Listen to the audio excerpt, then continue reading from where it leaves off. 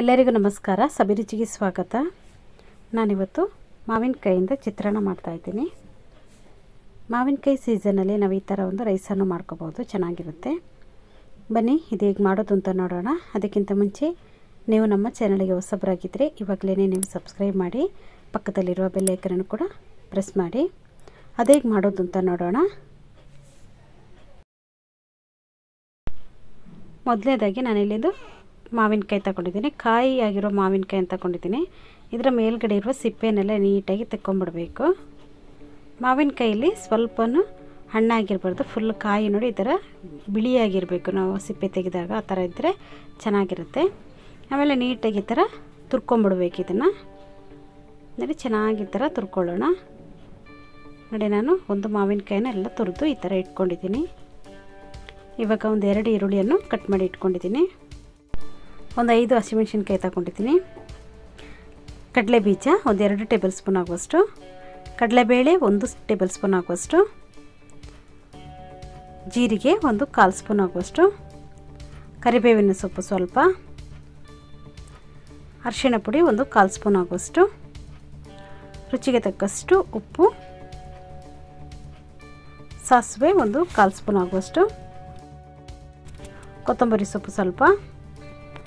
ಮೊದಲನೇದಾಗಿ ನಾನು ಇಲ್ಲಿ ಬಾಣಲೆ ಇಟ್ಕೊಂಡಿದ್ದೀನಿ. ಇದಕ್ಕೆ ನಾನೊಂದು 3 ಟೇಬಲ್ ಸ್ಪೂನ್ ಆಗುವಷ್ಟು ಎಣ್ಣೆಯನ್ನು ಹಾಕ್ಕೊಂಡಿದ್ದೀನಿ. ಎಣ್ಣೆ ಚೆನ್ನಾಗಿ ಬಿಸಿ ಆದಮೇಲೆ ನಾನು ತಗೊಂಡಿರುವಂಥ ಸಾಸಿವೆನ ಹಾಕ್ಕೊಳ್ತಾ ಇದ್ದೀನಿ.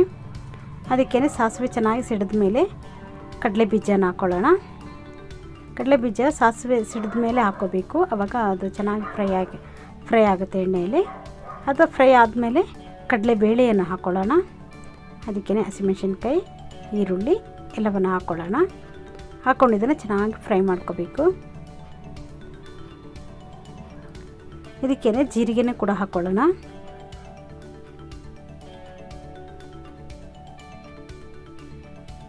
ಇದೆಲ್ಲ ಚೆನ್ನಾಗಿ ಫ್ರೈ ಆಗಬೇಕು, ಆವಾಗ ಇದು ತುಂಬಾ ಚೆನ್ನಾಗಿರುತ್ತೆ. ತುಂಬ ಈಸಿಯಾಗಿ ಮಾಡ್ಕೋಬೋದು, ಏನು ಕಷ್ಟನೇ ಇಲ್ಲ.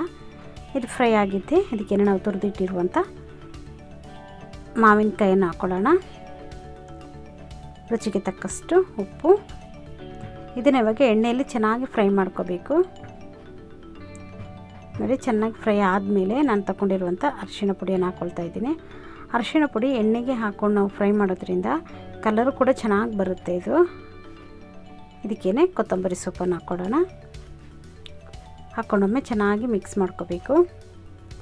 ಇವಾಗ ಗೊಜ್ಜು ರೆಡಿ ಆದಮೇಲೆ ನಾವು ಮೊದಲೇ ಅನ್ನವನ್ನು ಮಾಡಿ ತಣ್ಣಗೆ ಮಾಡಿ ಇಟ್ಕೊಂಡಿರ್ತೀವಲ್ಲ, ಅದನ್ನು ಹಾಕ್ಕೊಂಡು ಚೆನ್ನಾಗಿ ಮಿಕ್ಸ್ ಮಾಡ್ಕೊಳ್ಳೋಣ. ಇಷ್ಟೇ, ತುಂಬಾ ಸಿಂಪಲ್ಲಾಗಿ ತುಂಬಾ ಟೇಸ್ಟಿಯಾಗಿರುತ್ತೆ ಈ ಮಾವಿನಕಾಯಿ ಚಿತ್ರಾನ್ನ. ನೀವು ಒಮ್ಮೆ ಟ್ರೈ ಮಾಡಿ. ರುಚಿಯಾಗಿರುವಂಥ ಮಾವಿನಕಾಯಿ ಚಿತ್ರಾನ್ನ ಇಲ್ಲಿ ರೆಡಿಯಾಗಿದೆ ನೋಡಿ. ಈ ವಿಡಿಯೋ ನಿಮಗೆ ಇಷ್ಟ ಆದರೆ ಲೈಕ್ ಮಾಡಿ, ಶೇರ್ ಮಾಡಿ, ಸಬ್ಸ್ಕ್ರೈಬ್ ಮಾಡಿ. ವಿಡಿಯೋ ನೋಡಿದ್ದಕ್ಕಾಗಿ ಧನ್ಯವಾದಗಳು. ನಾನು ಸಬಿ.